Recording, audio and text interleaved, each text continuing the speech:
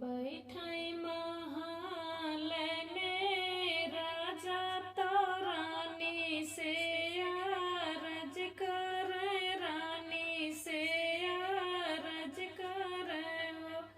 रानी तो हरे तो भाई है लालनवा, बहिनिया घर आई है, बहिनिया घर आई है हो।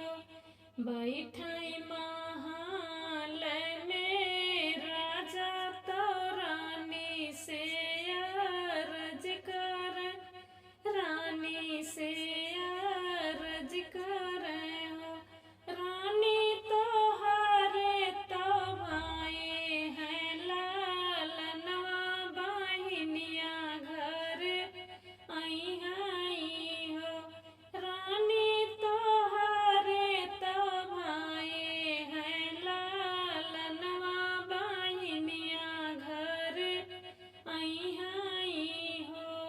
ससुरे से आई नदिया गनावा में ठाढ़ी, अगनावा में ठाढ़ी हो। भौजी दाई देत्यो अपन लालनवा, कजरवा लगौत्यो, कजरवा लगौत्यो हो। ससुरे से आई